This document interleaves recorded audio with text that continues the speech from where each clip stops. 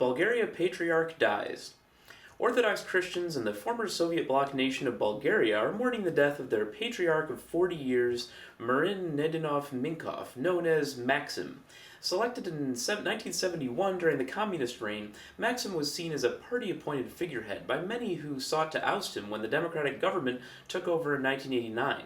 This resulted in a schism and the formation of a second synod, which stood in opposition to Maxim's legitimacy for over a decade. Finally, in 2010, a panel found no collaboration between Maxim and the former communist government. A call for unity then resulted in the Second Synod's dissolution, reunifying the Bulgarian Orthodox Church into one body. 13 representatives of the various dioceses in Bulgaria will now form a Holy Synod to select an interim patriarch. Maxim's successor will then be selected by a larger church council within 4 months of his passing. Risking safety to mission in Monterrey.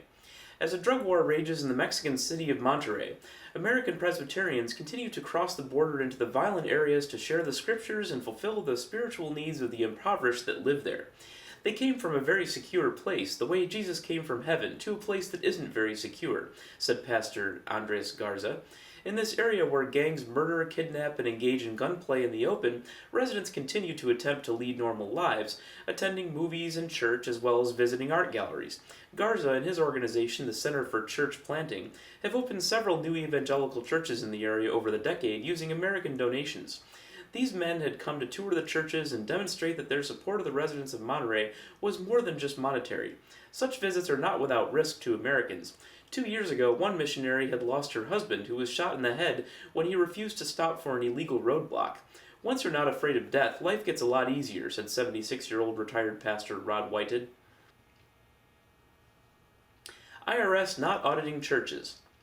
Ever since the Johnson Amendment became law in 1954, American tax law has restricted the political involvement of nonprofit organizations which engage in political activity. Charities risk losing their status and can be subject to penalties and fees, as well as charges for back taxes should they be found guilty of political advocacy. Churches face a similar restriction.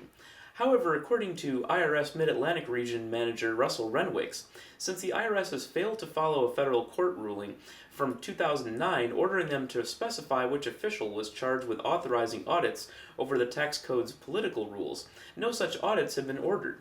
The IRS officially denies this and says that they continue enforcing the law. IRS audits and penalties are private, but generally become public knowledge as a result of court challenges to the decisions. Despite growing and publicized flouting of this restriction, such as the annual Pulpit Freedom Sunday, in which over 1,100 churches signed on this year alone to advocate politically during their sermons in direct opposition to the regulation, no challenges by churches to IRS audits have been recorded since the 2009 ruling.